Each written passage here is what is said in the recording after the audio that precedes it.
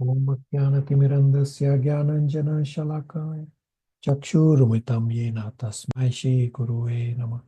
Shri Chaitanya Manopistam Stapitam Yena Bhutale Swayam Rupa Kadamayam Tadati Swapadantikam Vande Aham Shri Guru Shri Yuta Padakamalam Shri Gurun Vaishnavamscha Shri Rupam Sagrajatam Sahagana Raghunatanvitam Tam Sajivam Sadvaitam Savadutam Parijan Saitam Krishna Chaitanya Devam Shri Radha Krishna Padan Sagana Lalita Shri Vishakhanvitamscha He Krishna Karuna Sindhu Deen Bandhu Jagatpate Gopesha Gopika Kanta Radha Kanta Namastute Tapta Kanchana Gaurangi Radhe Vrindavaneshwari Vishvanu Sutta Devi Pranamami Hari Priya Vanchakalpatarubhascha Kripa Sindhu Vacha Patitanam Pavanebhyo Vaishnavebhyo Namo Namah.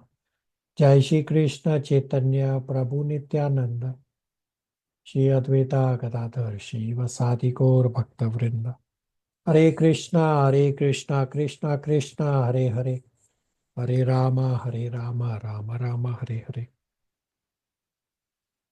Hare Krishna, thank you all for coming. So today we'll first have some realizations from you all on the short lecture that I sent last week, which was titled First Priority is to keep the first priority as the first priority. Then we'll continue with Nectar of Instruction, text number 3. And then I will answer inquiries submitted by devotees from the previous classes and bring up striking point from previous classes, with the understanding that I will not be able to answer all inquiries because there are quite a few inquiries. Remainder I will answer in subsequent classes. So let's begin with your realizations on the first priority is the first priority, to keep the first priority as the first priority.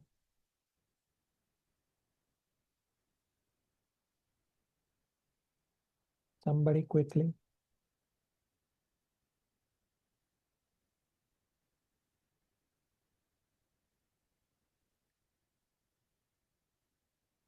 I got silence.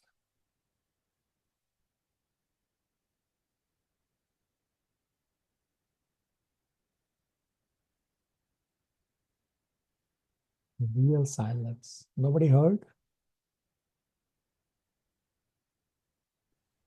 Hare Krishna Prabhuji. Hare Krishna.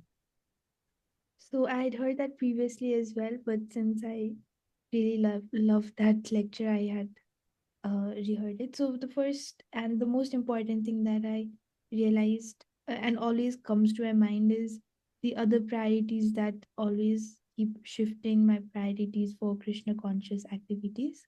Hmm.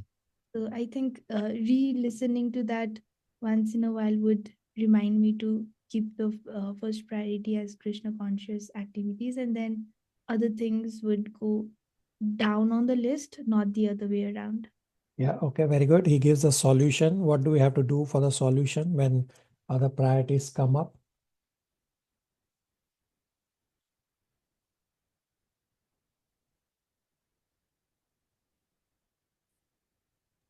We'll have to shift the priority back, rearrange our priority.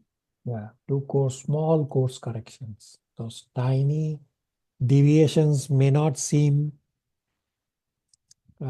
as important at the time, but if you don't do those small course corrections, then the plane will land in a different place than where it's supposed to land.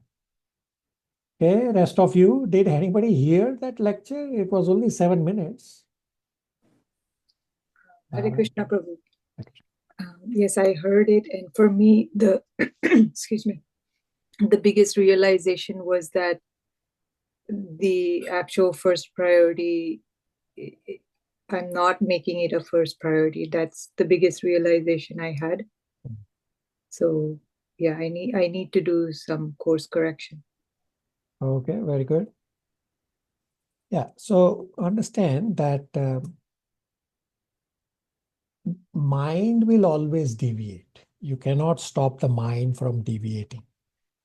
Therefore, Krishna says in 6.26 Bhagavad Gita that from wherever the mind wanders, just keep bringing the mind back under the control of the soul. So just keep doing course corrections. Very good. Rest of you.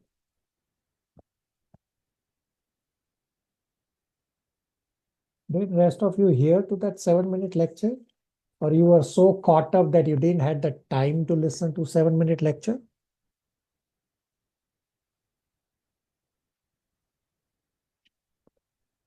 Guilty feeling, anybody? Didn't have time for 7 minutes? Raksha? Yes, Prabhuji. He also says in that 7-minute lecture about our main goal that should be going back to Godhead, and we need to reorient our other goal, keeping that goal in center. Okay, very good. So how are you going to practice that? By reorienting, Prabhuji. Okay, very good. So last week I gave that example that what I do on 1st of January or around 1st of January when I make my calendar, personal calendar, the first thing on my personal calendar, I populated from the ISKCON calendar all the festivals, Ekadashis, all my services. That's the first thing I populate. And then the rest of the time is what I do for my other material activities. This is the way to reorient around Krishna consciousness. Okay, rest of you? Prabhuji, also the Excel sheet that you provided will be helpful. Yeah, for the sadhana monitoring. So few Yeah. devotees connected with me offline to get the sadhana card to monitor. So are you on track or not? So if you are not monitoring, well, you don't even know that you are not on track. So how are you going to do the course correction? So it only takes 1 minute to monitor your daily sadhana. Dara, thank you for reminding. And you will know that on the sheet it's already color coded, that if you are missing something, that it will pop up in red. And all of a sudden, if you have too many reds on your chart, well, you need to course correct. Okay, very good. Rest of you? Monarch Prabhu had some realization on the practice of nectar of instruction.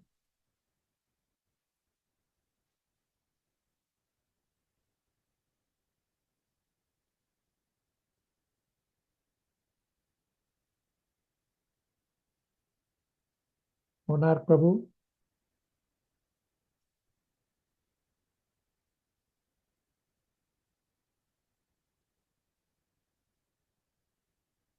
Monarch Prabhu, are you able to unmute or no? Hare Krishna. Sorry, Prabhu, I was on mute. Hare Krishna, am I audible? Yeah, go ahead. Yes, Prabhu. So in last lecture, the most important point what I feel is that by our attachment we choose the kind of association. So I was trying to relate this point with my professional life, because when I started at that time I was looking for association who are interested in cricket match. So this is the most important point I feel, that if we are attaching towards the spiritual things, then we try to associate with devotees. And Very good. Yeah, so our nectar of instruction classes are very practice oriented, that we subconsciously, without realizing, do few things. Just as Monarch Prabhu was saying, that he was looking for association for cricket because that was his interest. And this is how you develop your association and attachment, not realizing that you are associating with materialistic people. And therefore, in text number 2, it describes about avoid material association. And in text number 3, that association point will come up again. Essentially, association will come up again and again in nectar of instruction. Is a crux. The association point is the crux of nectar of instruction, that associate with devotees to avoid material association. Very good. Anybody else? Rest of you, didn't even have time to listen to 7 minutes?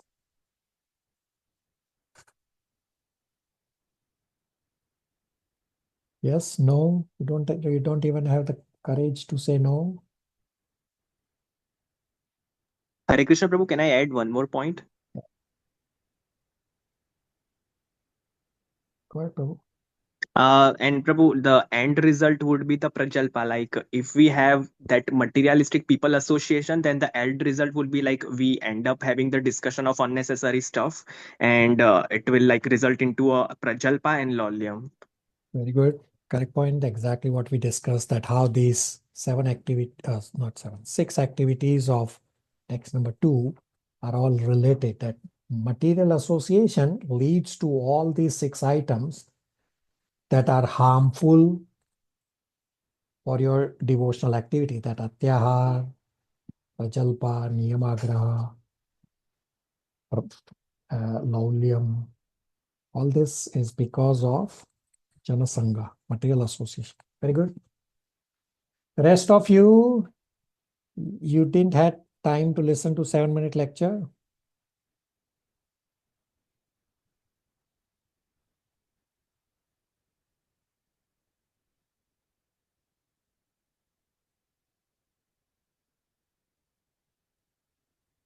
Okay, that real silence.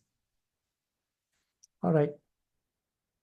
You have your free will. You can use your free will accordingly. So next time you ask a question, how?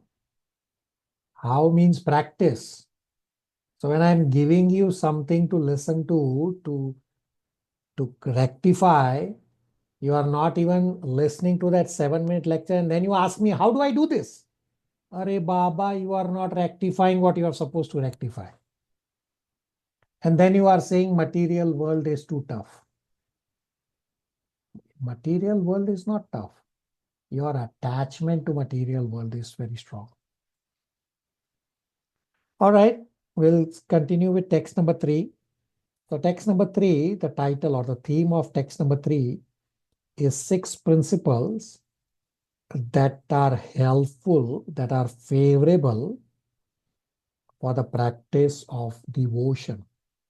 So text number 2 was about 6 items that are harmful for devotional service. Text number 3 is about the 6 principles that are favorable for devotional service. From text number 3 point onwards in Nectar of Instruction, the focus is on favorable principles. So text number 1 was more on you have to restrict your mind and senses. Text number 2 was on the 6 items that you are supposed to avoid. From text number 3 and onwards, it's all about positive engagement, that what all positive and favorable principles is the focus. Text number 3, the key points are 2. First is, what is bhakti and what is not bhakti? And the second point are the 6 favorable principles for bhakti. So obviously, text number 3 is also a key memorization text.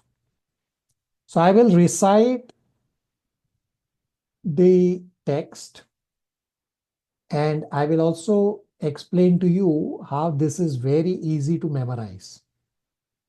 So I will first recite, then I will explain the way to memorize, and then you all can recite one line after me, please. So first let me recite text number 3.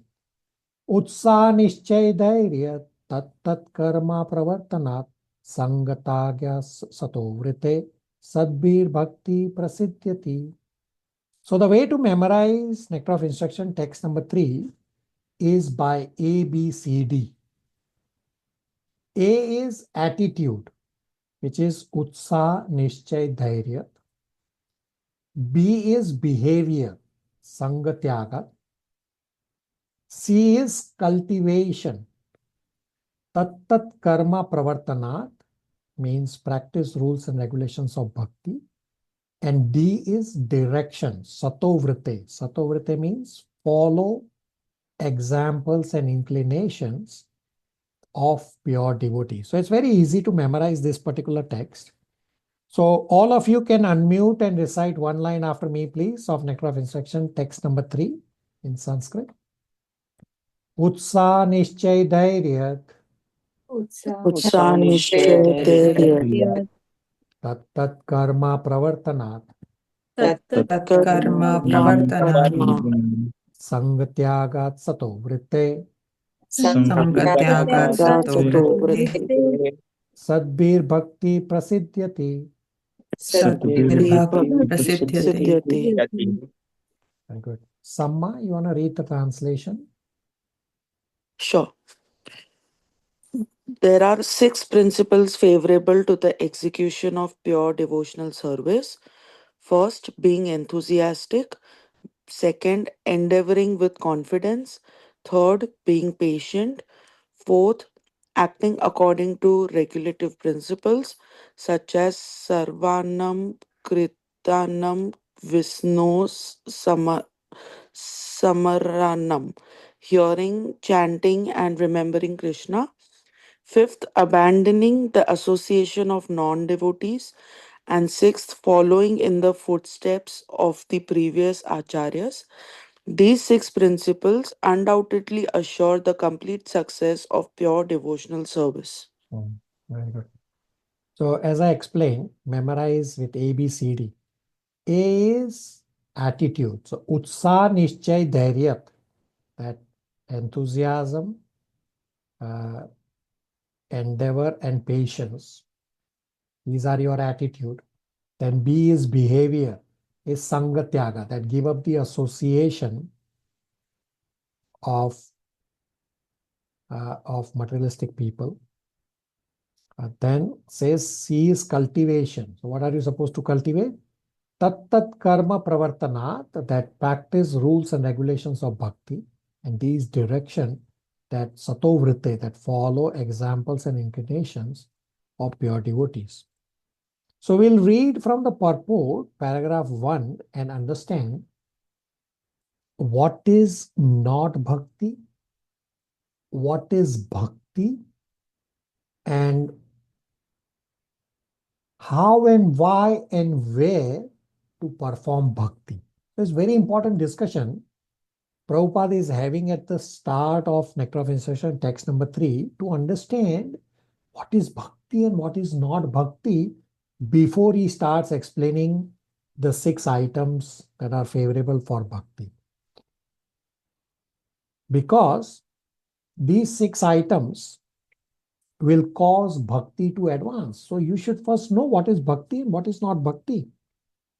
To understand how these 6 items lead to spiritual advancement, we have to know what is devotion. Therefore, Srila Prabhupada spends so much time in his purport explaining what is devotion.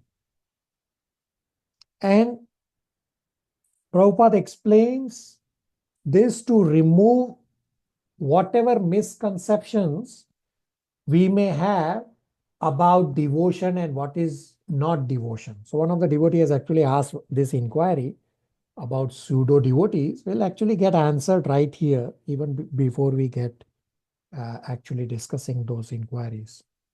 So with a clear understanding that devotion is cultivation, then it will become easy to know how enthusiasm, patience, faith, etc. will enable us to make spiritual advancements. This initial discussion about what is bhakti and what is not bhakti and how and why and where to perform bhakti is setting up the background for explaining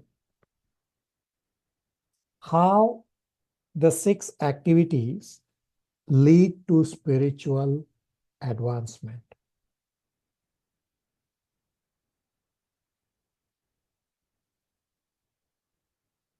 Dara, are you able to read Nectar of Instruction, text number 3, purport, paragraph number 1? Hare Krishna Prabhu. Devotional service is not a matter of sentimental speculation or imaginative ecstasy. Its substance is a practical activity. Srila Rupa Goswami, in his Bhakti Rasamrit Sindhu 1.1.11, has defined devotional service as follows. Anya Bilashita Shunyam Gnana Karmadi Anavritam Anukulyena Krishnanu Shilanam Bhaktir Uttama. Uttama Bhakti, or unalloyed devotion unto the Supreme Personality of Godhead, Sri Krishna, involves the rendering of devotional service in a way that is favorable to the Lord. This devotional service should be free from any extraneous motive and devoid of fruitive karma, impersonal gnana, and all other selfish desires. Bhakti is a sort of cultivation. As soon as we say cultivation, we must refer to activity. Cultivation of spirituality does not mean sitting down idly for meditation, as some pseudo-yogis teach. Such idle meditation may be good for those who have no information of devotional service, and for this reason, it is sometimes recommended as a way to check distracting materialistic activities. Meditation means stopping all nonsensical activities, at least for the time being. Devotional service, however, not only puts an end to all nonsensical mundane activities, but also engages one in meaningful devotional activities. Sri Prahlad Maharaj recommends Shravanam Kirtanam Vishnoha Smaranam Pada Sevanam Archanam Vandanam Dasyam Sakham Atma Nivedanam. The 9 processes of devotional service are as follows. 1. Hearing the name and glories of the Supreme Personality of Godhead. 2. Chanting His glories. 3. Remembering the Lord. 4. Serving the Lord's feet. 5. Worshipping the deity. 6. Offering obeisances unto the Lord. 7. Acting as the Lord's servant. 8. Making friends with the Lord. And 9. Surrendering oneself fully to the Lord. Okay, very good. So the first Sanskrit verse from Bhakti Rasamrit Sindhu, which is Nectar of Devotion, this first verse, Anya Bilashita Shunyam Jnana Karmadi Anavratam Anukulena Krishna Anushilanam Bhakti Uttama, is essentially Nectar of Devotion. The entire Nectar of Devotion is focused on this one verse. And then the other verse given, which Dara correctly read, is from Srimad Bhagavatam 7.5.23, which Prahlad Maharaj has given as the 9 processes of devotional service. So, Shravanam, Kirtanam, Vishnu Smaranam, Pad Sevanam, Archanam, Vandanam, Dasyam, Sakyam, Atma Nivedanam. So, these are the 9 processes of devotional service that one can follow, of which hearing is the easiest process for all of us to follow. We don't need to follow all 9. Then follow any one of them, the result will be identical.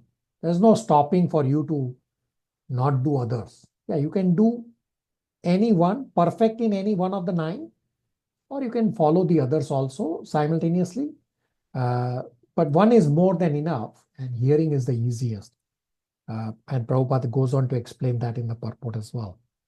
But the main point, Prabhupada says at the very start of the purport, that cultivation is not idle meditation. So listen to this very closely. That I'll give you an example that some devotee will say, "Oh, I saw Shri Radha Krishna while I was chanting. Oh, I am so exalted devotee because I got Krishna's darshan."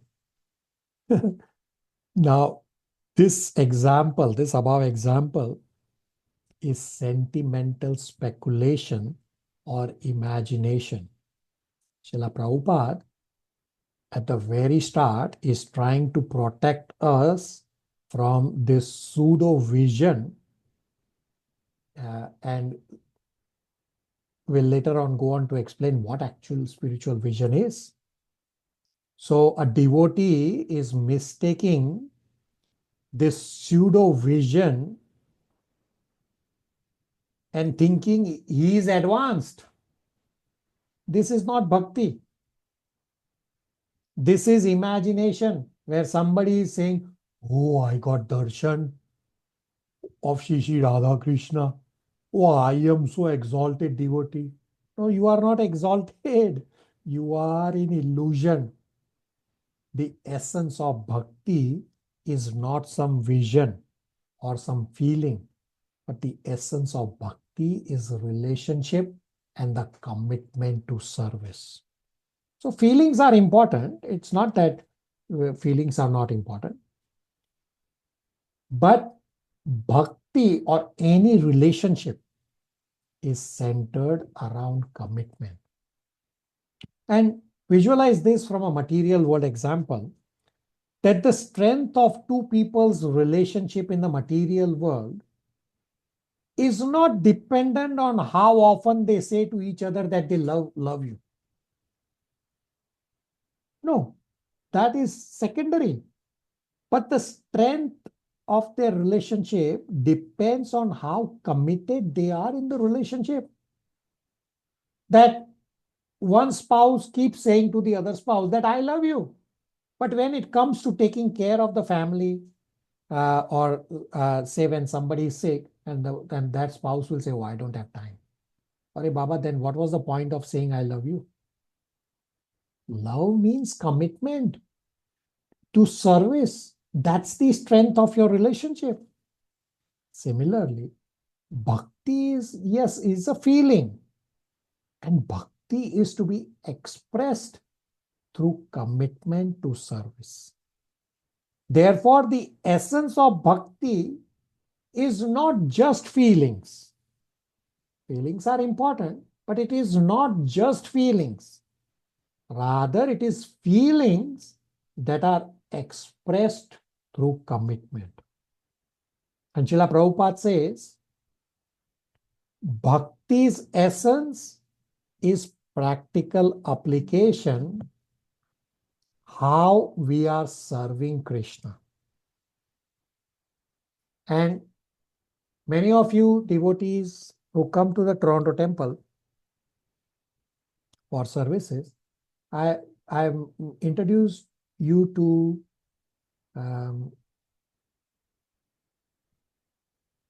Mataji, who prepares this amazing yogurt. And she's a pure devotee. And she takes all this offering to the altar, and she comes down and gets pumped up. She's very old, but she gets pumped up. Yes, Krishna is now enjoying our offering. Right? So that's the commitment. That's the service attitude. That is bhakti. And Srila Prabhupada is also an exemplified example. And Srila Prabhupada exemplified this most extraordinarily for all of us. That at the very old age, when everybody likes to sit on a rocking chair to just pass the last few days of their life before they leave the body, and many devotees actually want to leave the body in Vrindavan.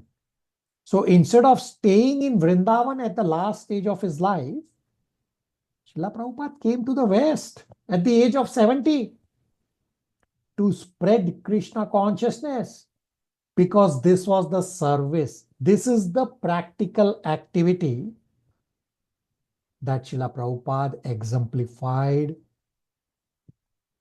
this as the most extraordinarily way for all of us. So bhakti's substance is practical activity. Therefore, Srila Prabhupada in the purport first quotes the Nectar of Devotion verse. The third line is the primary activity.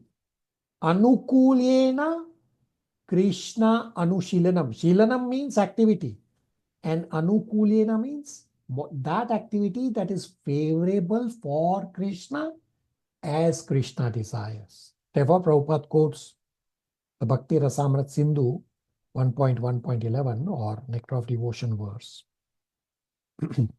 So devotional service is cultivation, and cultivation is through practical activity.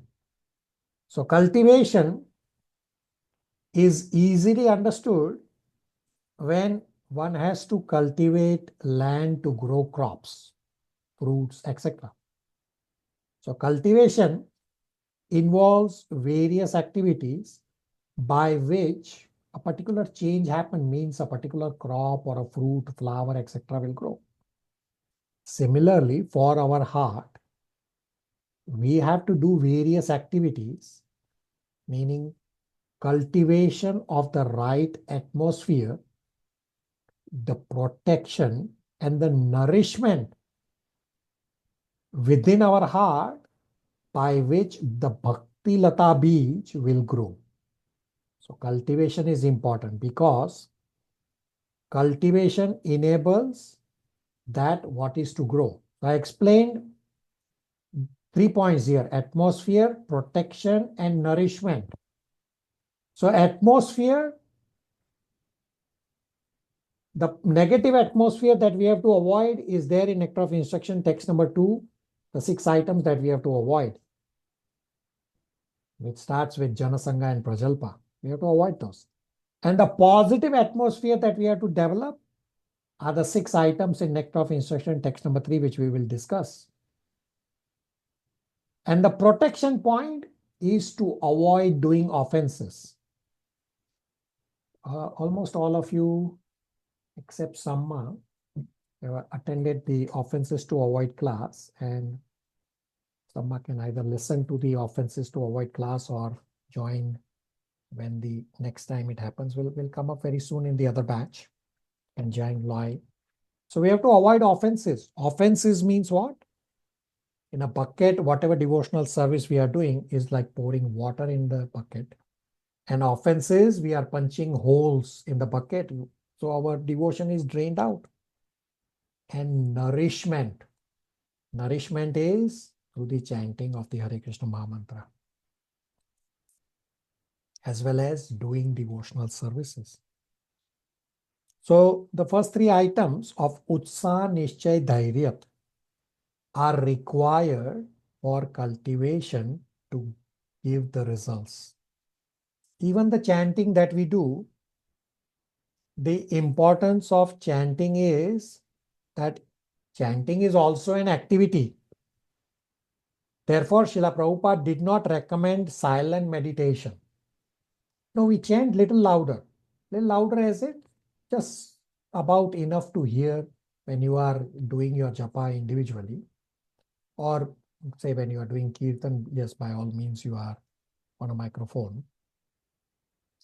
So japa is an activity, chanting is activity, therefore you are not doing silent meditation because devotional service is cultivation. So both these devotion and service combined together is devotional service. So this is the definition Srila Prabhupada has given of bhakti. Prabhupada has said bhakti means 2 things: devotion and service. So to summarize the key points about what is bhakti and what is not bhakti. Bhakti is not sentimental speculation.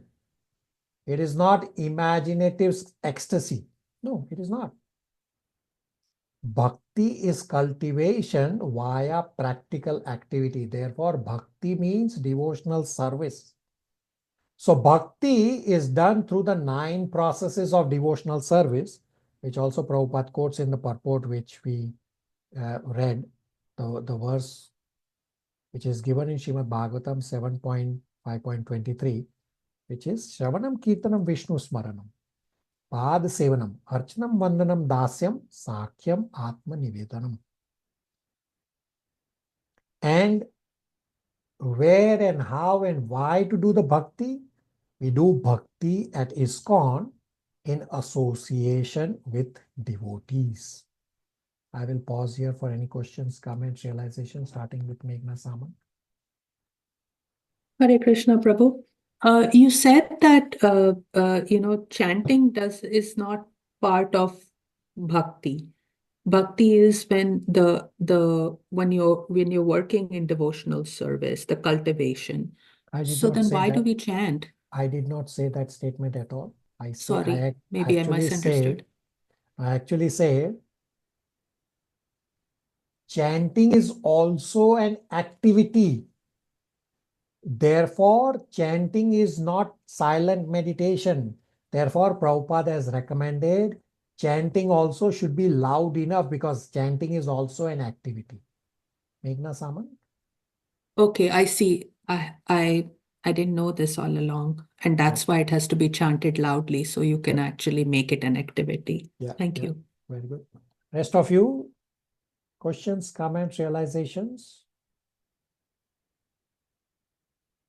Sorry, just a follow-up to that. Just silent meditation actually work? It does not. In this Kali, in your agitated mind, it does not. So 2 weeks from now, I'm an accountant, like Samma is an accountant, and here in Canada, we have this big accounting group where I'm going to do a presentation about Bhagavad Gita, where I'm going to talk about this practice, where I'm going to ask everybody present. There'll be some 50, some materialistic people, and I'm going to make them practice for 1 minute to sit silent and meditate. And you all can also meditate right now. Well, after I finish this conversation, all of you close down everything, close your eyes, and try to meditate and tell me what happens. So let's start 1 minute, and that will get the answer to Meghna Saman's question. So for 1 minute, it's crystal clear silence. I want all of you to close your eyes, meditate on something that you think is meditation, and we will come back to discuss. Hare Krishna, let's meditate.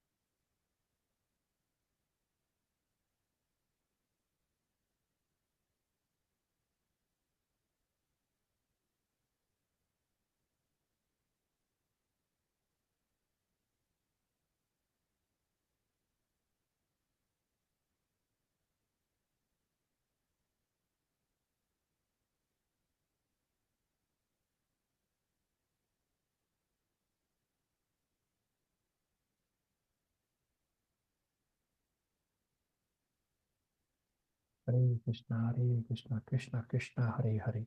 Hare Rama, Rama Rama, Hare Hare. So I want to hear from every one of you that while you were meditating, what were you doing?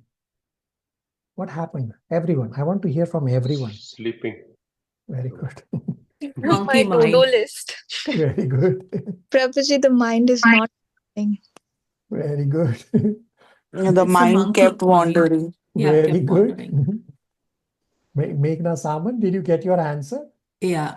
Yeah. right? So Then that, why is there so much focus? If we talk, there are, for example, Buddhist meditation centers, yeah, or that's exactly, there's, yeah, that's exactly what I'm gonna highlight at the meeting that I'm gonna go 2 weeks from now. You are welcome to attend.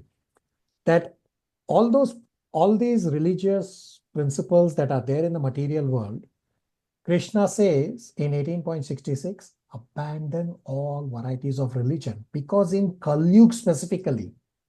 So this meditation, what you all did for 1 minute, it was possible in Satyug because the mind was less agitated than what it is now. Right now, it's impossible to fix your mind silently on something. It's impossible. You all had live experience making your to-do list, sleeping. I don't know. I was looking at my phone. It's impossible. Therefore, Prabhupada and Krishna and in the scriptures, they have said, chant Hare Krishna Mahamantra. Sankirtan is the Yuga Dharma, that you are engaging your mind and senses in chanting not silently, chanting loud.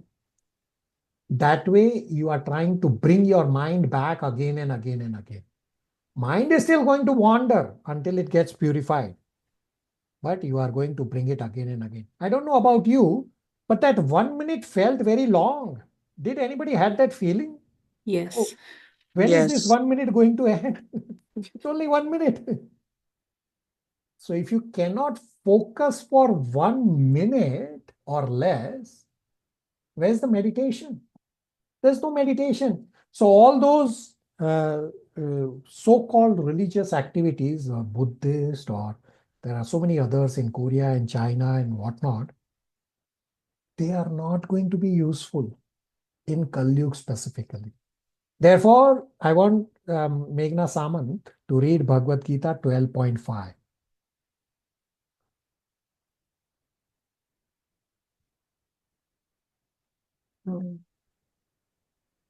Yeah, 5. Yeah. For those whose minds are attached to the unmanifested impersonal feature of the Supreme, advancement is very troublesome. To make progress in that discipline is always difficult for those who are embodied. Right? So what I asked you to do in that 1 minute of meditation, that is Gyan Yoga process. And Krishna has clearly said, advancement is very troublesome.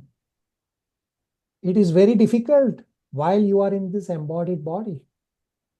So solution is chant Hare Krishna loudly. That becomes cultivation. That is bhakti. That is devotional service. Meghna Saman, does that answer your inquiry? Yes, Prabhu. Very good. But it not just answers inquiry, it kind of tells me that, a lot of what the world tells us to do can be so difficult to follow because it's not true. You are correct. And therefore, we have discussed this in Bhagavad Gita, chapter 1.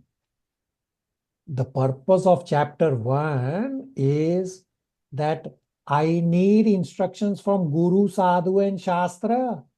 Otherwise, whatever I hear and see, I find that all this enjoyment is readily available. And Krishna, I don't see, so Krishna is irrelevant. No, that is incorrect, what the world is telling us.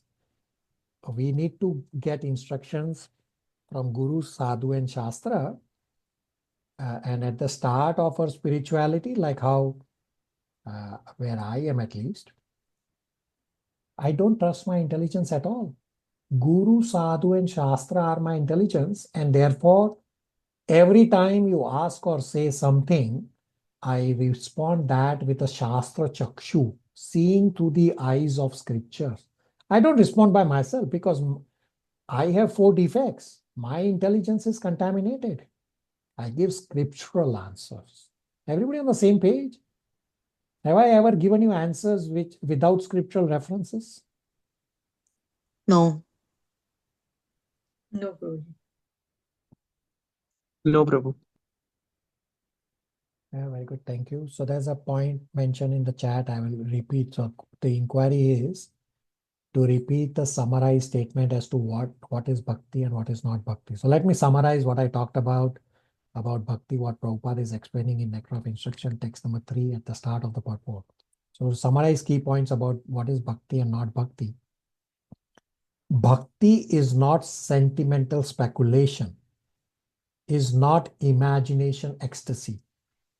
Bhakti is cultivation via practical activity. Bhakti is done through the 9 processes of devotional service described in Srimad Bhagavatam 7.5.23 verse, which is also there in Nectar of Instruction purport, text number 3. Shravanam Kirtanam Vishnu Smaranam Pad Sevanam Archanam Vandanam Dasyam Sakyam Atma Nivedanam. And we do bhakti at ISKCON centers in association with devotees. Does that answer? Yes, Prabhu. Thank you. Everybody on the same page? Questions, comments, realizations?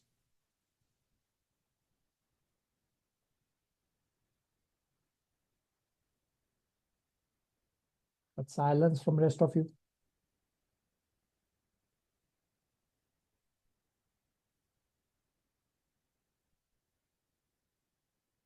Everybody understands? Yes, Prabhuji. Yes, Prabhuji. So, Prabhuji, these are kind of good to read, but these are very difficult to follow. Like being enthusiastic always is not very easy. We'll discuss. So, Yeah. how to follow? Yeah, we'll discuss. We have not yet discussed. We'll discuss what enthusiasm means, and we'll soon discuss.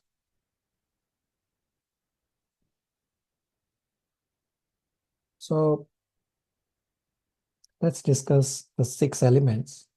Utsa Nishchay Dhairya, Tattat Karma Pravartana, Sanga Tyaga, Sato Vrite. First is Utsa. Utsa means enthusiasm.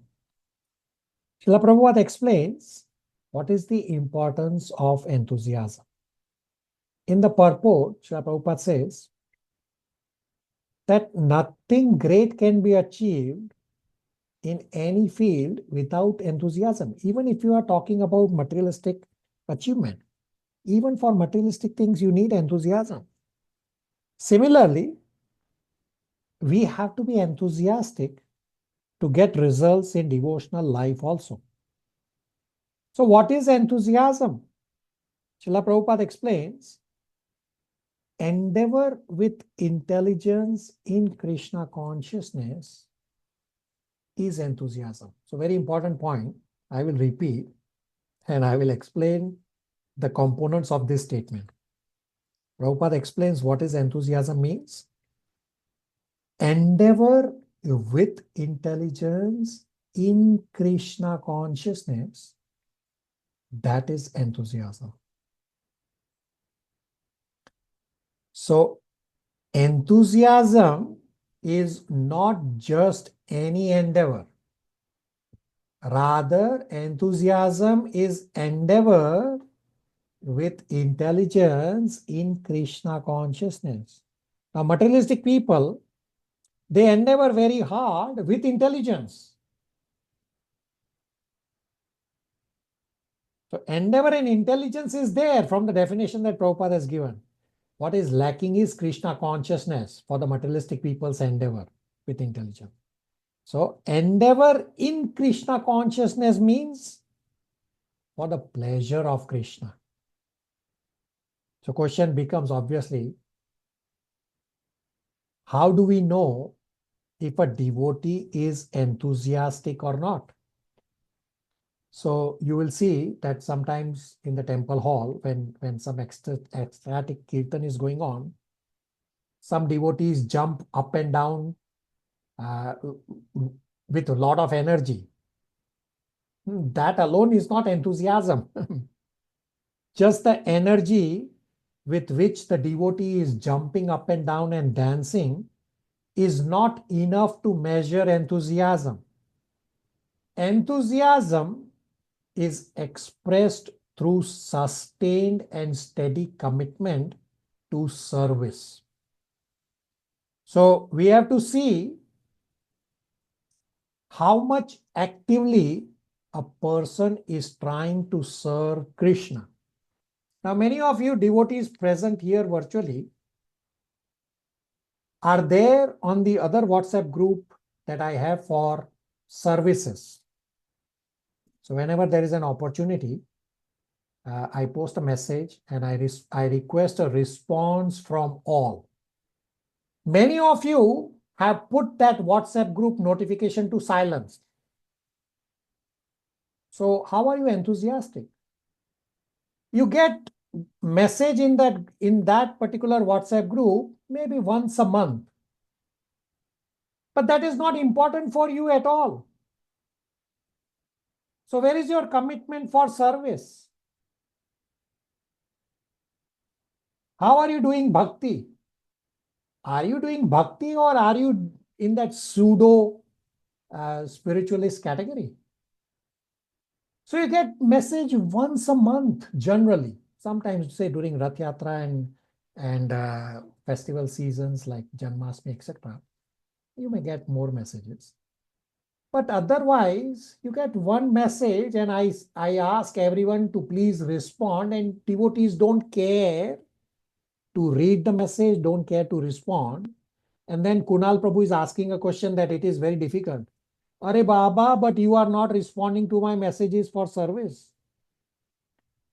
So before this discussion, I already answered this question of Kunal Prabhu, that next time you ask this question about how, but when I am asking you to endeavor, you are not endeavoring. And then you are saying, oh, it is very difficult. Are Baba, but you are not endeavoring. So how can you ask this question that how can I become enthusiasm? When I'm giving you endeavors to endeavor, when I'm giving you opportunities for service, you have muted those notifications.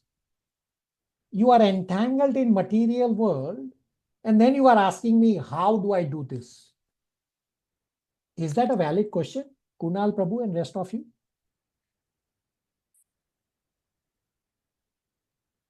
Yes, Prabhuji, agree. But I am not muted it. I mean, whenever I am available, I message you. Yeah, so my message says I need a response from everyone, yes or no. So how many times have you responded to me for that message? Last time you didn't respond. We were supposed to go for service today. At the last moment, yes, the service got cancelled is a different story. But I never heard a response from you, Kunal Prabhu. Yeah, Prabhuji. Next time I'll make sure that I respond, even if I'm not coming. Yeah. Yeah. So it is more about practicing. I'm not saying that I am pure. No, it's about correcting on a go forward basis. Whatever we have done, I have so much contamination. But our purpose is not to chastise anyone. Why you didn't do, why you are doing this or that. No. It is the commitment you do from this point on, that on a go forward basis, I will rectify myself. That's exactly what Chaitanya Chanda has explained in the short 7-minute lecture. First priority is to keep the first priority as the first priority. Questions, comments, realization?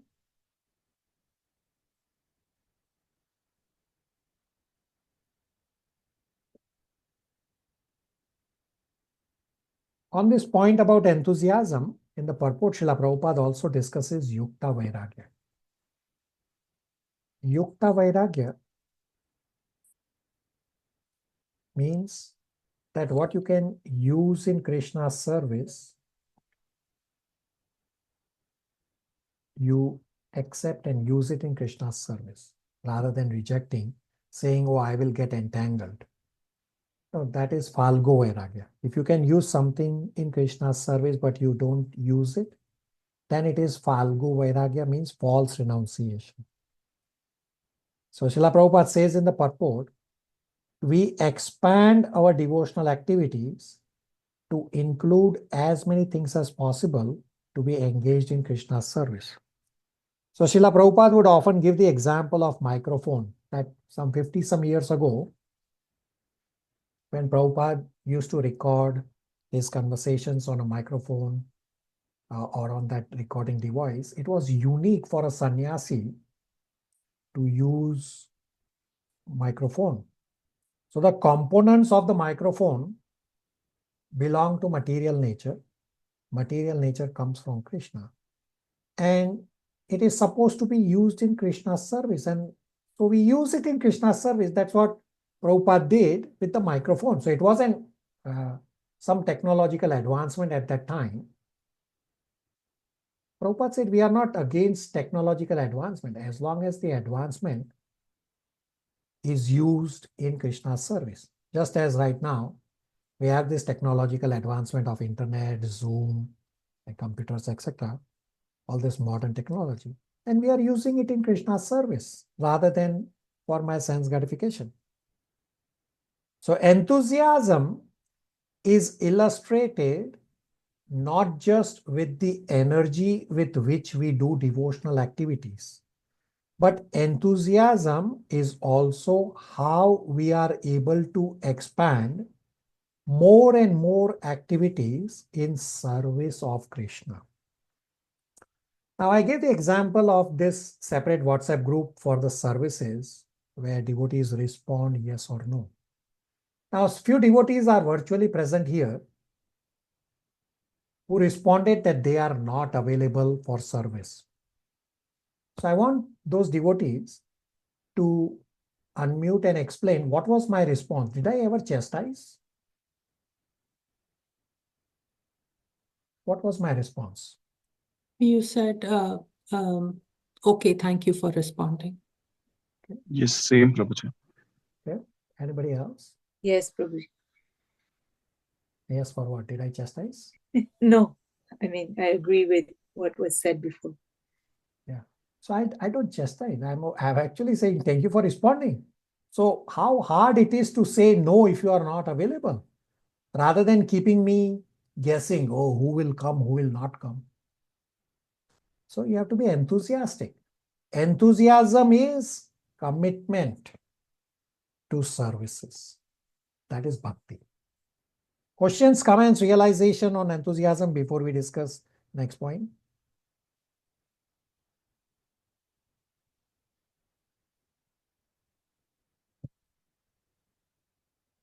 Okay. Next item is nischay. Nischay means confidence. Nischay also means determination. In the context of the conversation, it means confidence. So Srila Prabhupada explains, confidence of a devotee is that Krishna will always protect me. Srila Prabhupada explains, nischay also means no confidence in other paths and confidence only in the bhakti path. Very important point Prabhupada explains. That I have no concern, no confidence in the other paths of spirituality because they are lower paths. So Prabhupada says, no confidence in other paths is actually a sign of bhakti. So that does not mean that practitioners of other paths are excluded. No, that's not the point here. Point is that the other paths are lower paths. They grant you lower destination. Bhakti alone grants you the highest destination.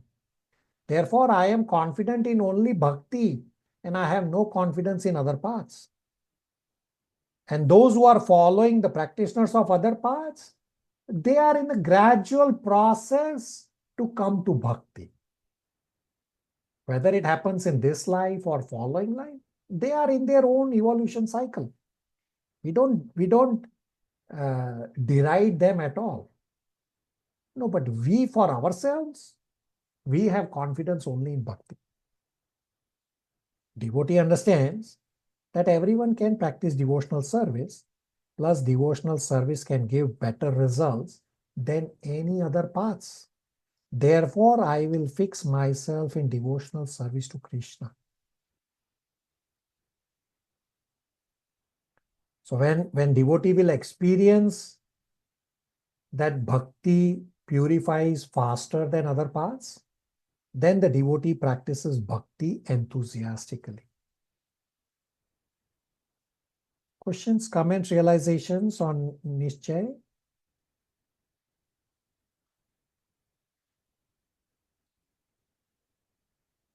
Okay. So last point we'll discuss today from Nectar of Instruction, text number 3 is Dhairyat. Dhairyat means patience, and then we will get into the inquiries. Dhairyat means patience. So there are 3 points about Dhairyat. That taking instructions from Guru. Second is to execute devotional service, means execute what the Guru is telling you. And the third is depending on Guru and Krishna for results. So the analogy is explained of a doctor and patient. That first thing is patient goes to the doctor, takes instructions and prescription. So the disease is not cured the moment one takes the first medication given by the doctor, the first pill. That doesn't necessarily or normally cure the disease. There has to be patience. Similarly, devotional service, spirituality is the spiritual doctor. That first I go to the Guru. Guru is my spiritual doctor. I inquire and I learn. Then I start practicing. The spiritual master says, chant Hare Krishna, remember Krishna, serve Krishna, do not do offenses. These are the instructions spiritual master gives you. So we have 3 stages. That first is we get prescription from the doctor, means we get instructions from Guru, or we get instruction from Krishna through Guru. Second is we apply the prescription, means we take the medication, we take the process of devotional service seriously. We chant Hare Krishna Mahamantra, we remember Krishna, we serve Krishna and devotees, and we do not do offenses. And the third is, result will be we become purified, and then we return back home to Krishna.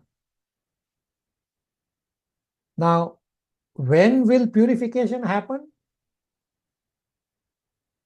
One cannot say. It depends on your level of enthusiasm, level of your cultivation, level of your purification, and how fast or how much you are endeavoring.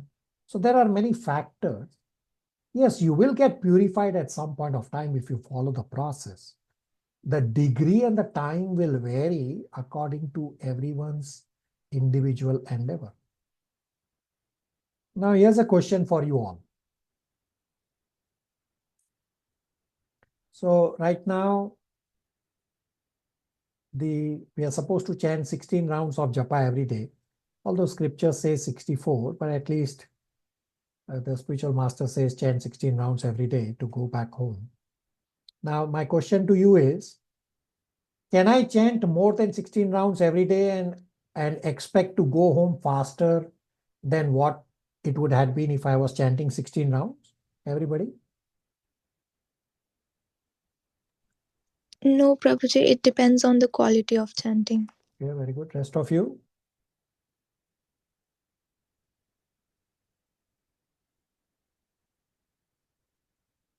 Hare Krishna, anybody?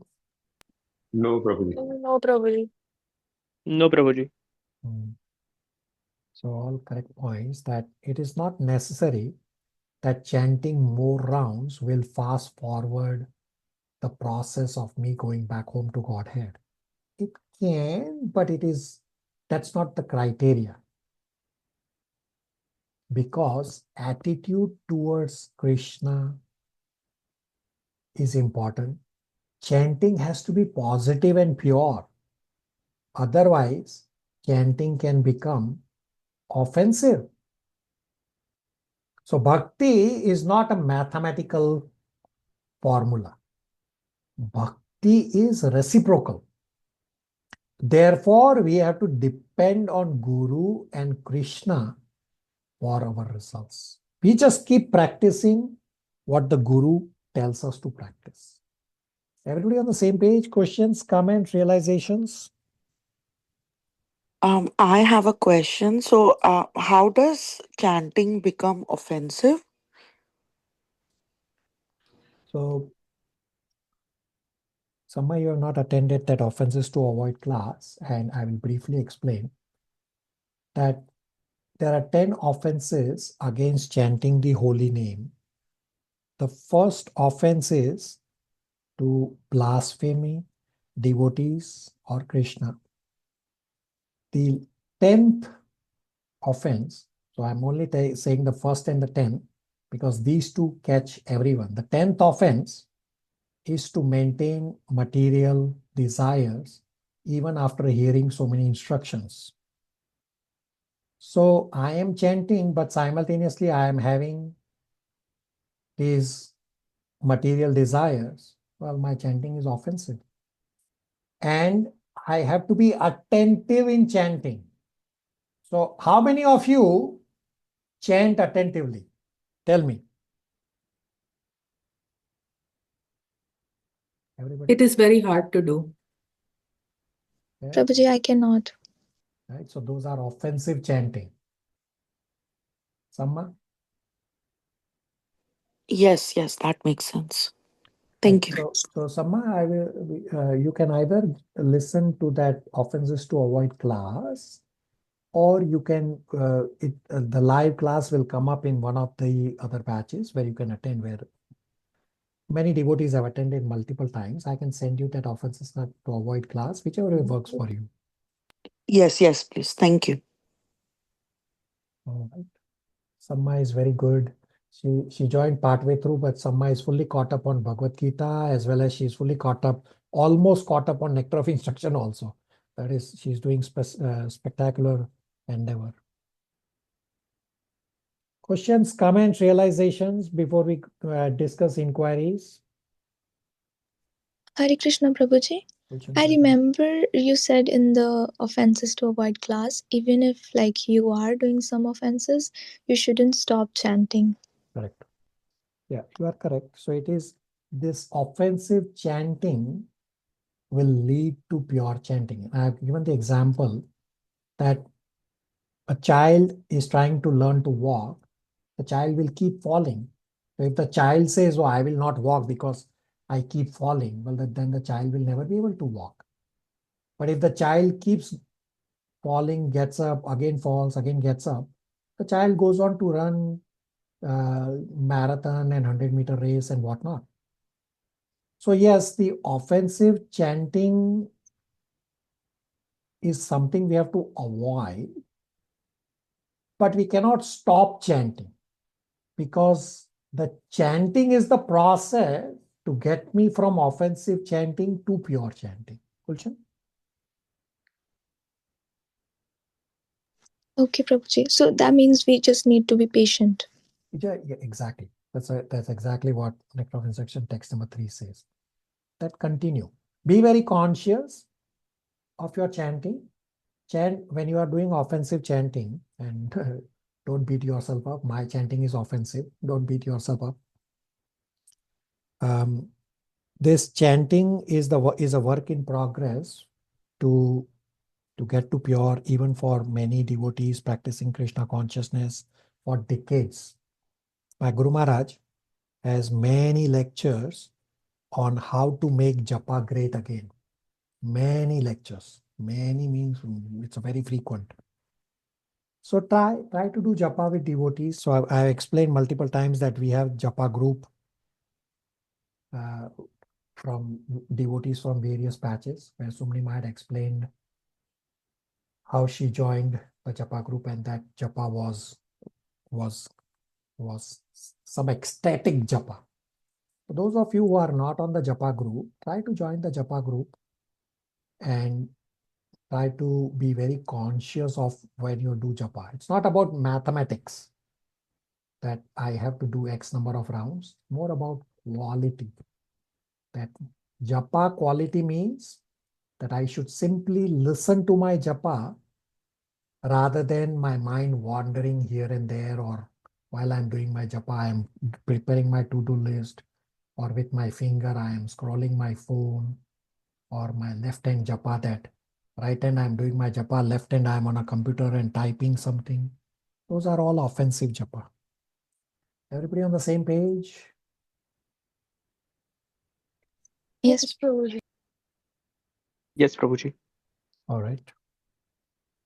So now we will discuss inquiries. I want to blend in rather than some sessions only being inquiring and some sessions only being nectar of instruction. So I've discussed 3 of the points, so you have enough to read as part of your spiritual endeavor. And now I will answer inquiries, which are quite a few from multiple previous classes. So the first inquiry I already answered at our last class. And from today, I will continue from inquiry number 2. Question number 2 says, can you please let us know some of the mind control exercises that other devotees practice in and around Toronto Temple? So this is timely. So there are a few devotees virtually present here who had come for services last week. So let's see, Dara and Monarch Prabhu are virtually present, who were there at the service last time. So if you want to explain, Dara, what you explained that before last week, what we were doing and what was your result, and then last week, what changed and what was the result. Dara and Monarch Prabhu. So up until the last week, Prabhuji would come and monitor us or remind us or check on us whether we are practicing or reciting the verses while cutting up the vegetables. Whereas last week, Prabhuji didn't check on us or didn't keep reminding us or didn't follow up on us whether we were reciting or not. So in the beginning, it was easier to practice while cutting up the vegetables, but then it keeps getting hard as the time passes by to cut up the vegetables, as well as keep reminding ourselves that we also have to recite verses. Yeah, so thank you. So till before last week, when I kept checking on, they kept telling me Gabbar Singh, oh, Gabbar Singh has come, memorize. And then when last week, I did not check on it. I specifically told them, today I'm not going to check on you. You have to monitor yourself. And the modes took over.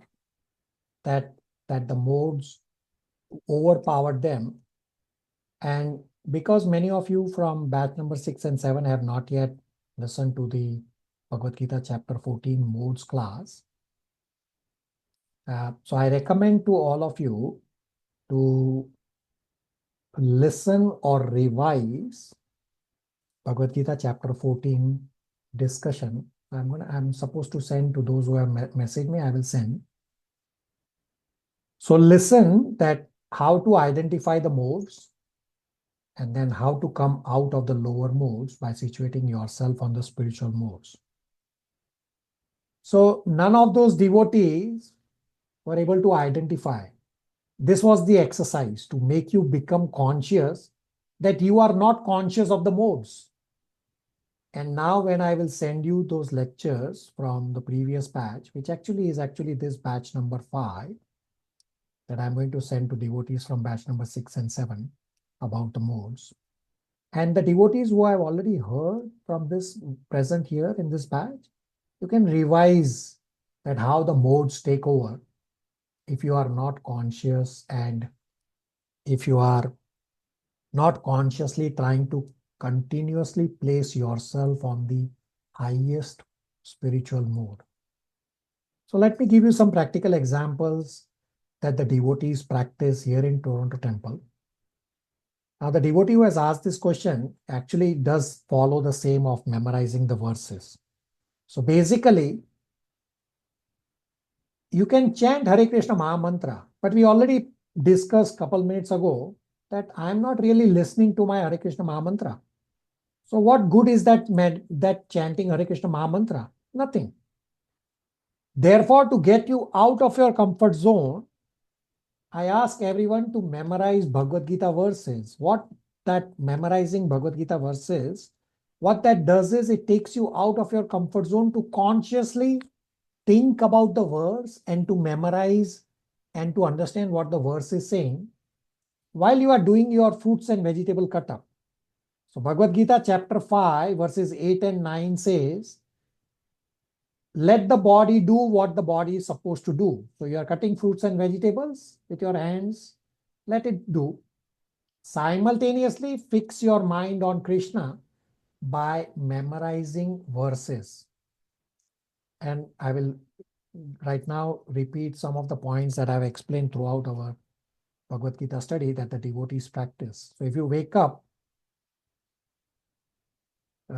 so try to wake up around Bhagavad Gita verse time. So if you wake up, say at 4:30, instead set your alarm at 4:34, and as soon as you wake up, recite 4.34 verse, Tadviti paripatena, pariprashnena sevaya, upadekshanti te jnanam, jnanena tattvadarshina. That is the spiritual master verse. And if you happen to wake up in the middle of night, you look at the clock, and you can say, oh, it's still not spiritual master verse time. Or if you wake up at 5:30, set your alarm at 4:29, recite the verse. Oktaram yagya tapaswami, sarva loke maheshwaram, suadram sarva bhutanam gyatva mam shantimanach. So while you are taking shower, memorize verses. While you are preparing breakfast, cooking, cleaning, etc., memorize verses. While you are driving, look at the number plate ahead and on the side of you and correlate with Bhagavad Gita verses and recite or read the verses.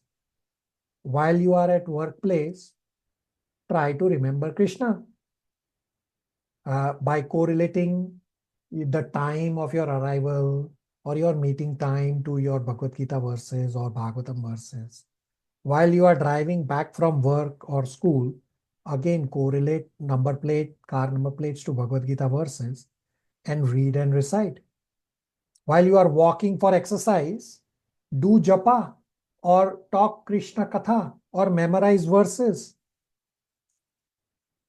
So once you have some degree of mind control with all these, then I will take you to the next step. So today we were supposed to go for services and do the next step of listening to Prabhupada lecture while doing service, but our service got shifted. So today we are not going, so we'll do this next time. So next time when we do this service, I will, or those of you who are physically far away from Toronto, I can send you this recording from the previous batch, but I have done this exercise virtually also on how to listen to Prabhupada lectures. And it will be mind-boggling that how our mind is so agitated that in a split second, it is running from here and there. It will become very obvious when those devotees here in Toronto, when they do that exercise, or those who are far away can get that recording from me on how to listen to Prabhupada lecture. And those are the things that devotees practice here. Does that answer the inquiry?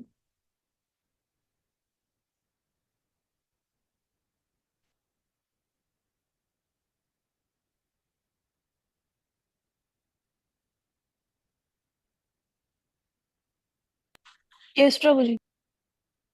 Right. Question number 3. George Harrison also followed the path of self-realization and Yogananda. I don't know what Yogananda is, but okay. So his funeral was held there. How am I to understand this, that him following other paths, especially as he is spoken off as an example to follow. A very, very nice way of inquiring that how am I to understand? So the answer is, you have to understand the time when George Harrison was trying to practice Krishna consciousness. It was the starting time of Krishna consciousness in North America. So before Srila Prabhupada came to US, or even today, there were and there are so many different practices that one can follow, or one was actually following. But the last class, the example to follow from George Harrison's life was how to dovetail your natural ability in Krishna's service. That how George Harrison is a musician, and he used his music abilities to create this amazing Govindam Kirtan that is being played in all ISKCON temples every day, first thing in the morning. So that was the example to follow. I mean, at the time, so many were following so many different things. Krishna consciousness was just starting.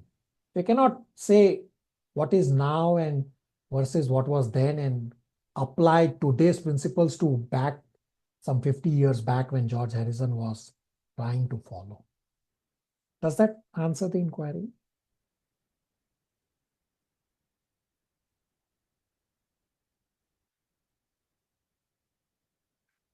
Question number 4. Can you please give an example of a situation where we can deal with a person doing blasphemy without being angry on our part?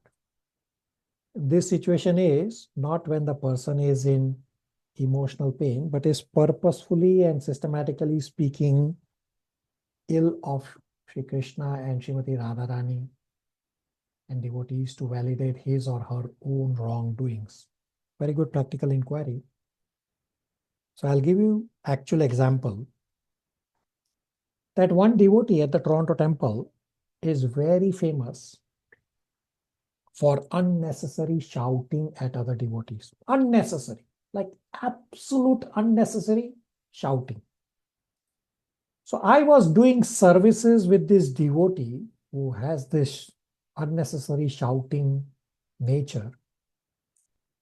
And this devotee, as usual, was unnecessarily shouting at other devotees for no fault of the other devotees. So I explained to this devotee to stop shouting. Otherwise, I will drop off from the service. So we have discussed in offenses to avoid class that when somebody is blaspheming Krishna or devotees, then we have 3 options. That first, you explain and convince them. Second, you give up your life. And the third is to walk away. So I tried to explain. Now this is few years back, but this devotee is very adamant. Even today, this devotee, nobody can explain anything to this devotee. Although the shouting has gone down, but nobody can explain anything to this devotee. So I tried to explain. I said, you are incorrect. The devotee has done nothing wrong. And even if the devotee does something wrong, there's no reason for you to shout. So I said, you either stop doing that or I will drop off from my service. So this shouting devotee did not change. So I dropped off from my service. Because beyond a point, you cannot really push anyone. So then this devotee realized that the service was important that I was doing. And the devotee asked me, oh no, you come back for service. I said, sorry, I gave you a chance to change yourself, but you chose not to. I cannot do any more services because if I do service with you, then I am becoming offensive exactly how you are offensive. I did not become angry. I was calm and tried to explain, but the devotee didn't understand. So I dropped off from that service, and from that point on, I have not done any service with this devotee. And many others have gone through the same cycle, that they have also dropped off from doing service with this devotee. So I clearly refuse, stating that this particular devotee is acting against scriptures, therefore I cannot do services. Otherwise, I am agreeing to your shouting, to your blasphemy. Does that answer the inquiry?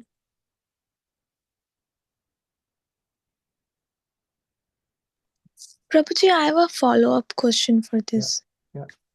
Like sometimes the devotee, they are obviously elder than us and they've been practicing Krishna conscious for long enough.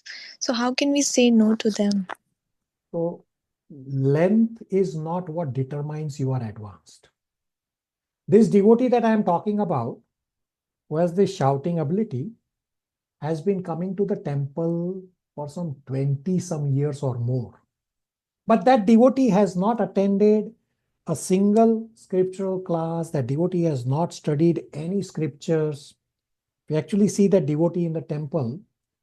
The way I had shown you how to enter and exit and what to do and what not to do in the temple, that devotee doesn't follow. The devotee is coming to the temple for 20 some years. So length does not determine your advancement. Following scriptures, following instructions of spiritual master and Srila Prabhupada and the scriptures, and your attachment to Krishna and Krishna's devotees' services, that is what determines advancement. So just because somebody is coming for X number of years, that does not make it right or wrong. So I have always told you, and even while I'm answering all these inquiries throughout, how do I answer inquiries? I give you scriptural references. Why? Because I am contaminated. Scriptures are not contaminated. Scriptures are, Krishna's words are apruseya, not subject to 4 defects that I am subject to. Gulshan, does that help you? Prabhuji, like you said, you can either walk away or you can say no to them. You Like, can walk away. So I will give you, so Gulshan, I have given you this example. So Gulshan comes for service at the Toronto temple.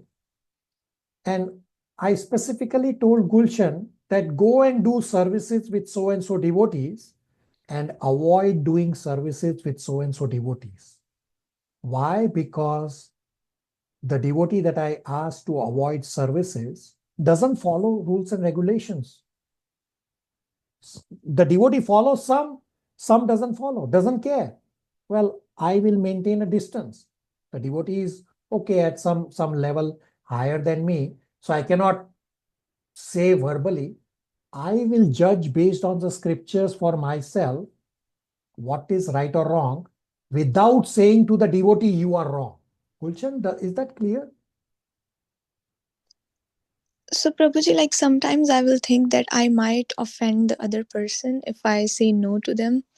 No, that is not an offense. That is not the offense we have discussed in the offenses to avoid. That is not an offense. You have to protect yourself. We discussed today, one of the key point I said when we were discussing at Nectar of Instruction text 3, one of the point is protection. Protection is, I have to protect my own Bhakti Lata Bij. Protection is that you don't do offenses and you don't associate with those who are doing offenses. So you have to protect. If somebody is not following the rules and regulations, and if you associate with them, they are devotees. They are coming to the temple, but they are not following scriptural rules. Well, then you will also end up doing the same. Gulshan? Yes, Prabhuji, it's clear. Thank you. Meghna Saman. Hare Krishna, Prabhu. My question was, what if the people that, for example, you cannot get away from certain people that are not following certain ways, right? Principles. And how do you convert, especially because if they're your family members? So how can you convert that from like walking away, you because you have no choice, to to bhakti then? So I'll explain both ways. So for devotees, so at the temple, you don't have the relationship that you have at home with your family members. So at temple also, sometimes, even with this offensive devotee, because of some emergency, you may end up doing services with that devotee. So during those times, service becomes the priority. That, okay, as an exception, today because there is an emergency, I will do this service. At that time, what I will ensure is I will only focus on the service and not discuss any spiritual topics with this devotee who is offensive. I will just go in there. I'll say, okay, tell me what exactly needs to be done. I will pick that particular item, go into a corner, do that service and leave. Because there is an emergency, because service to Krishna is important. Yes, so I will do it and not engage in discussion. And I'll be in a little corner so that even if that devotee is being offensive, which by nature that devotee will do it, at least I'm trying to protect myself as much as possible. Sometimes may not be possible. In terms of family members, we already discussed that you don't have to drop your family. You just have to keep practicing yourself. That you visualize that how your family are controlled under the modes. So you recall the discussion from chapter 14. Refresh your memory or get the class recordings again from me and listen.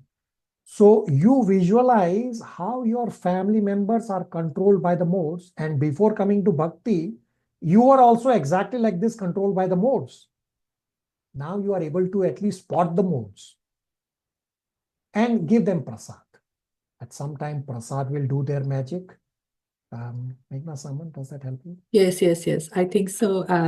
I can see that. Yeah, I was also the same before. Yeah, very good. Kunal Prabhu. So probably like retaliating to the devotee in the temple, I mean, I think it is Vaishnava Aparadha. So is it better to ask a senior devotee and talk to that devotee? Yeah, you are correct. We don't have to retaliate. So the example that I gave, at the time, there was no senior devotee. I did not retaliate. I just asked the devotee that you are against scriptures. You should stop or I will leave the service. Right? I did not take matters in my hand to rectify this devotee. I went and told the authorities later on. I said, no, you need to rectify this devotee because this devotee is doing so and so. But at the time, there was nobody there. So I just had to say, okay, I have to walk off. But instead of just walking off, I gave the option to the devotee at least to say, no, you are against scriptures. You need to stop shouting, or I am walking away from the service. Kunal Prabhu? Yeah, got it, Prabhu. Hare Krishna. Okay, very good. So there's one more practical example. And practical inquiry, which is question number 5. Question number 5 is, which is kind of continuation of this discussion. When do we know when to be silent? So it's a very good practical inquiry, both 4 and 5. And all inquiries are good. So I will give you my personal example. I will set a base and then I will explain what happened. So I will set a base to give you what had actually happened. This is few years back, before COVID time. So before the COVID time, morning on the weekend, I used to be at the temple and attend the Srimad Bhagavatam live class. And it so happened that generally I will doze off. Right? Mode of ignorance will overtake. And I will doze off in the Srimad Bhagavatam class. Now, one time, my spiritual master, His Grace Vaisheshika Das Adhikari, was giving the morning Srimad Bhagavatam class. So at that time, he was not my spiritual master, but I still have a bond with him. I'm having one-on-one meetings with him. So he's at least my Siksha Guru for sure. So even though I have not yet taken shelter, I have this bond, and visualize a triangle that my spiritual master is sitting on a Vyasasana, that is one point of a triangle, and another devotee is sitting on the left corner of a triangle. And this senior devotee, I have seen him once or twice at the temple. And I was sitting on the right side, the third corner of a triangle. Now, I was sitting little behind from where this senior devotee was sitting on the left corner of the triangle. As my spiritual master was speaking, every so often, I will take out my phone and take notes of important points and verses quoted on my phone. And then I will put the phone back in my pocket. And then little while I will again take out and make notes as my spiritual master is talking. So for some reason, while the class was going on, for some reason, this senior devotee who was sitting in this left corner on the triangle, who was actually ahead of me, I'm sitting a little behind. So this senior devotee, instead of looking at and hearing to my spiritual master, was constantly turning and looking at me again and again. I had no clue why he was looking at me during the Srimad Bhagavatam class. Now, after the Srimad Bhagavatam class ended, this senior devotee, right in the temple hall, when Gopinath doors are open, he came to me and he started chastising me right in the temple hall in front of Gopinath, that why I was playing with my phone during the Srimad Bhagavatam class. It does not ask anything, it just starts chastising me. So the first thing I realized that this senior devotee was chastising me in the temple hall in front of Gopinath, therefore will become an offense for this senior devotee. So we have discussed this in the offenses to avoid class, to not chastise anyone in front of Gopinath. Therefore, the first thing that I did, I asked the senior devotee to come out of the temple hall, and then he can talk to me whatever he wants to. So all this is background as to what the situation was to answer this question number 5 on when to be silent. So after this senior devotee and I came out of the temple hall in the corridor, he started chastising me. So he was thinking, that's when I realized that why he was looking at me during the class. So he was thinking that I was playing with my phone during the Srimad Bhagavatam class, although I was actually taking notes. And as soon as I tried to speak something back, he will just cut me off, and he kept chastising me.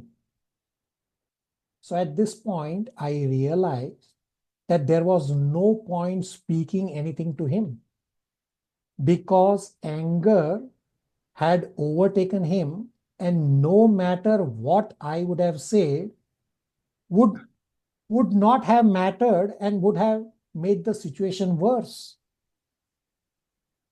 So this is described in Srimad Bhagavatam Canto 4, the starting few chapters, where Daksha insulted Lord Shiva. Hence, there were curses and counter curses. And these starting Canto 4 chapters explain what not to do. So that's exactly the answer to this question number 5 on when to be silent. So Shiva explained by his example that Lord Shiva stayed completely silent even though Lord Shiva was badly insulted for no reason. So the answer is that when to stay silent is a little tricky. A simple principle to follow is to remain silent if you think that any conversation will agitate the other person. So I didn't want to glorify myself in terms of what I did, but it's a question and I had to give an actual example to explain that this devotee was chastising me without even first inquiring what I was doing with my phone. And as soon as I tried to speak, I realized that anger had completely overtaken him, that he would not even listen. So that at that point, I simply heard. I simply stayed silent. I said, okay, okay, okay, okay. And then I left. Does that answer the inquiry? I want everyone to respond and hear any Yes, follow-up. Prabhuji. Yes, Prabhuji.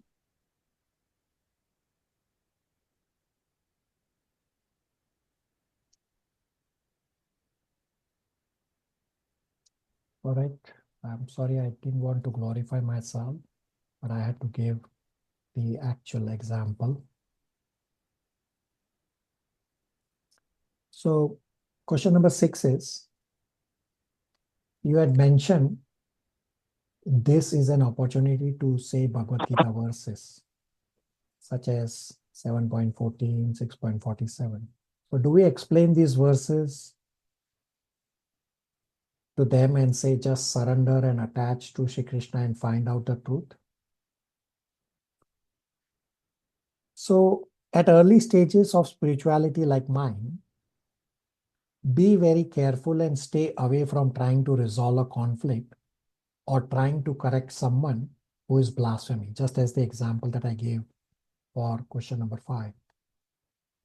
Rather, the correct approach is bring up the issue to a senior devotee and let the senior devotee handle the situation. The principle to follow against those blaspheming Krishna and Krishna's devotee is that we should not become angry. Rather, we calmly try to explain to them the points using scriptural references with the intent to get them to read scriptures and come closer to Krishna. Not that we become angry and start blasting such blasphemers. No, that's exactly what is described in Srimad Bhagavatam, Canto 4, the initial few chapters, that there were curses and counter curses. No, we don't have to do this. That's what Canto 4, the initial few chapters says on what not to do.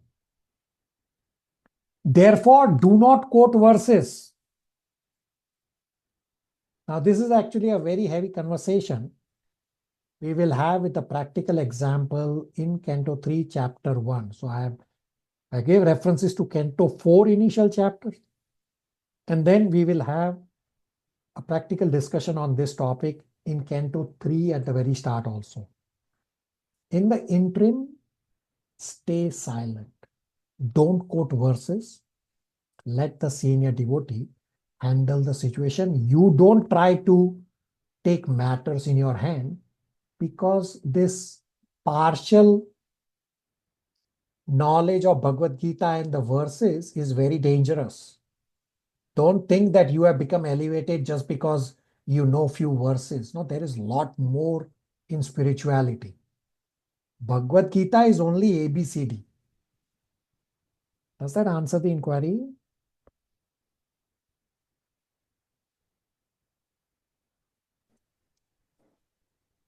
Prabhuji, I have a question. Mm-hmm. Who is considered a senior devotee? Is it someone older than you as well as experienced, or it could be anyone who is more experienced than you? So Or more age, age is not the matter. Yeah.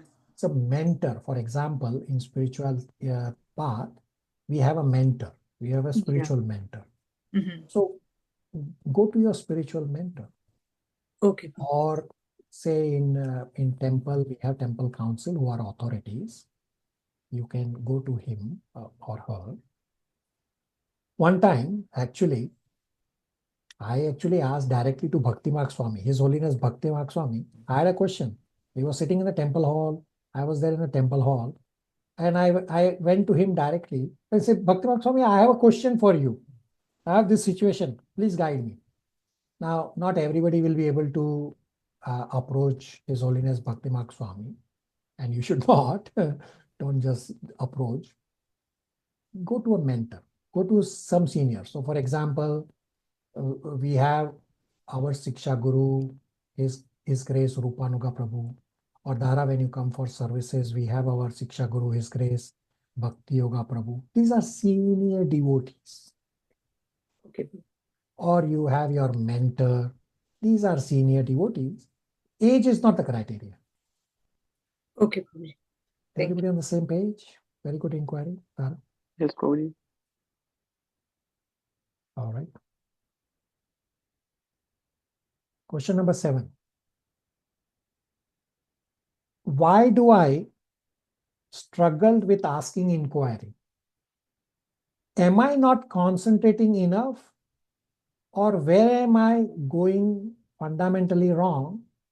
Because I usually have no questions, but just some personal curiosity on how will I implement this.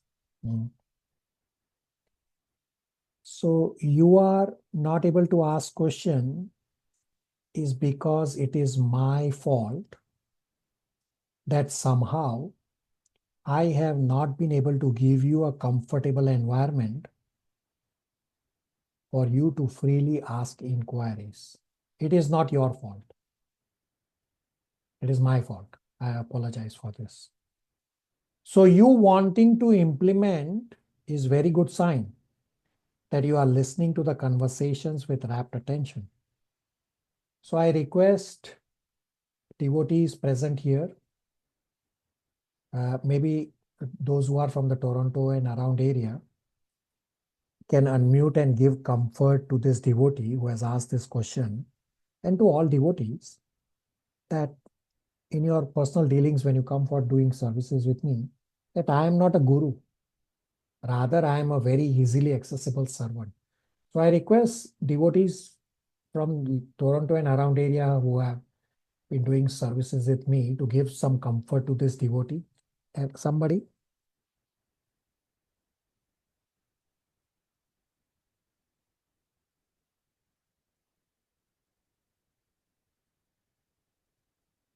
Krishna Prabhu, may I? Yeah, please, Prabhu. Hare Krishna to all. The devotee who asked this question, in my view, how much I have known Prabhuji, his voice is a little bigger one or a stronger one, but he's a very soft person. So you can go ahead and ask any question you want. He won't ever demotivate you. He will always guide you. That's my experience for now. I have made hundreds of mistakes. He has been repeatedly asking me for things. He has been helping me. I am not responsive, but he is always responsive. So that is my experience. All glories are always a Guru Maharaj. All glories are always Srila Prabhupada. Somebody else wants to give some additional comfort?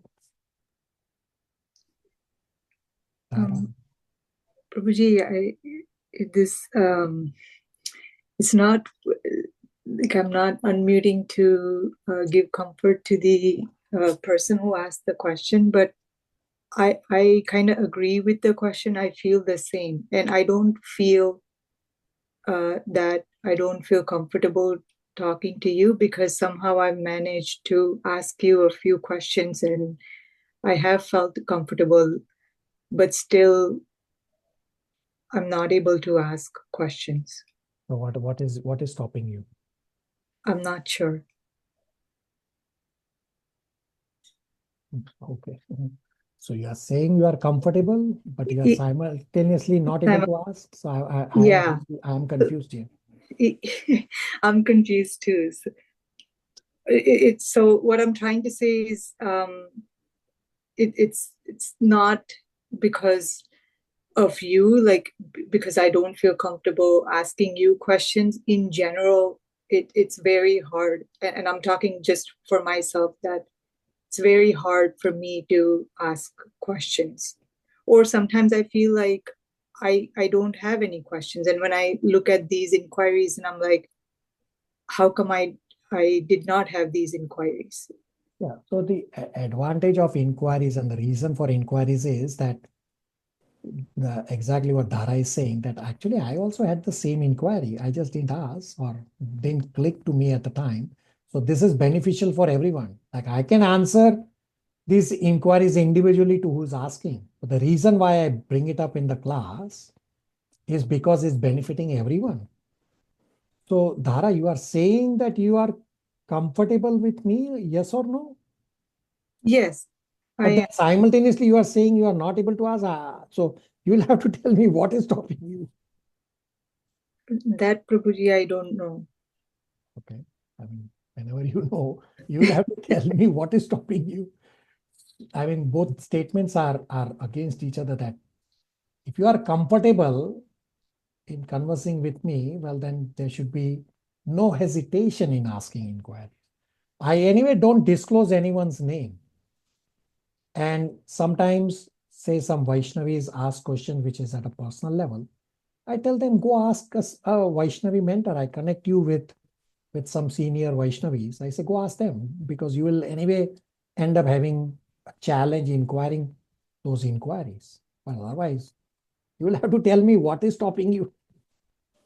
Prabhuji, I think it's just self-doubt, and I think it's a personal thing that it's not like a personal question and I cannot ask you, but it's just overcoming your own your introvert nature. Yeah. So I mean, you are introvert, that I cannot change. I mean, Yes. that you will have to work for yourself. But in terms of open-endedness in our class, you can see from the laundry list of questions, from so long, in so many batches, so many devotees asking questions. Somebody else wants to give comfort to Dhara and the devotee who has asked this question. Vijesh Prabhu, thank you. And so many devotees virtually present here who have done services with me here at Toronto Temple. Somebody? Hare Krishna, Prabhu. Hare Krishna. So, yeah, I'd like to share some experience. So when we ask, like, even like sometimes I ask Prabhuji questions, even any amount of time, like not in the temple. Like when I feel in some doubt or anything, I send a message, and Prabhuji replies, and it helps a lot. Like it's there is no restriction on Prabhuji's end. You can ask any question and anytime, and as soon as Prabhuji is available, they help us a lot. So it's very openness and like very like it feels like someone in family we are talking to. So that's really helpful. Hare Krishna. Thank you. Always a good Maharaj, always Srila Prabhupada. All right. So your introvert nature I cannot change. Otherwise, if something is stopping you from asking me, well, that you will have to raise what is stopping you. If it is introvert nature, I cannot change. Okay, probably is work in progress, this question. Somebody will have to tell me something more, whether I have to change something or not. Sorry, can I add something? Yeah. So this is purely my experience. For me, it's very hard to ask questions in a class setting. Like it's been since forever, but I think I have that internal fear of being judged, and it's not my introvert nature. Like I'm very extroverted, but it's just that fear of being judged. So I think it takes time for me to develop a trust with the person I'm asking questions to. So that's why right now I have started questions, like asking questions to you. So I don't have that fear anymore that, oh, what will he think? And like, oh, that's such a stupid question. But now I have started like gradually to put in my inquiries and ask queries, even if it's like on personal chat. And my personal experience is like he is very like I do receive the answers. They are very detailed, and then there's always this little note that I'm available for a quick chat. So that is like really reassuring to know that there's someone to really guide you through. Thank you for your kind words. Always, Guru Maharaj and Srila Prabhupada. So yes, this trust point is very important. We'll discuss in Nectar of Instruction text number 4 that yes, you have to first build trust. You cannot just blindly assume that you can go and ask anything and everything. So Samma is bang to the point correct. That even though Samma is not introvert, she still has to first develop a trust. This is very natural. And this discussion will come up in our text number 4. All right. Thank you again. All goes all for Guru Maharaj and Srila Prabhupada. Okay, let me quickly answer the last question, and then from following slide, I will answer in subsequent class. So question number 8 is, all the points discussed and talked usually feel like I know this is to be done, but when execution comes, I feel like I am quite slower in implementing it. So this is a discussion in Bhagavad Gita chapter 6 verse number 8, that what prevents jnana from becoming vijnana. The answers are desires and doubts. Jnana means knowledge and vijnana means realization. So implementation of the jnana, that is realization.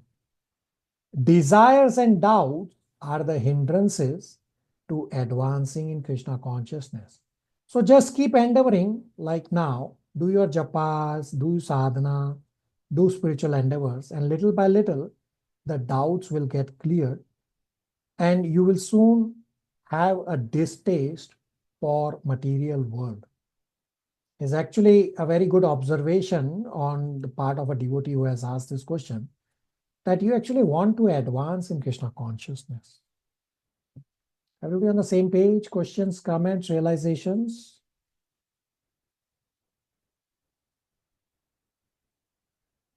Okay. So I will answer the inquiries, rest of them in subsequent classes. Right now, I will give you striking points. Please take snapshots. So these striking points are from 2 previous classes. So first set, you have 3 slides. Slide number 1.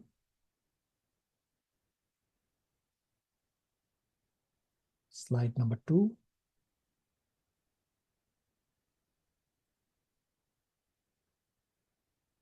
Here you have slide number 3. And then you have 3 more slides. Therefore, the sequence starts from 1 again. So these are from 2 classes. So this is slide number 1 again. You have 3 slides again. Slide number 2.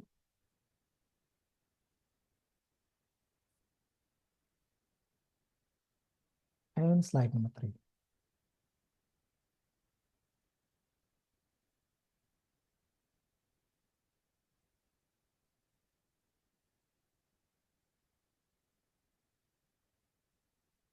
We are just about at 11:30 a.m. here in Toronto time. Are we okay to stop here? Yes, Prabhuji. Hare Krishna. Hare Krishna, everybody. Hare Krishna. Hare Krishna Prabhu.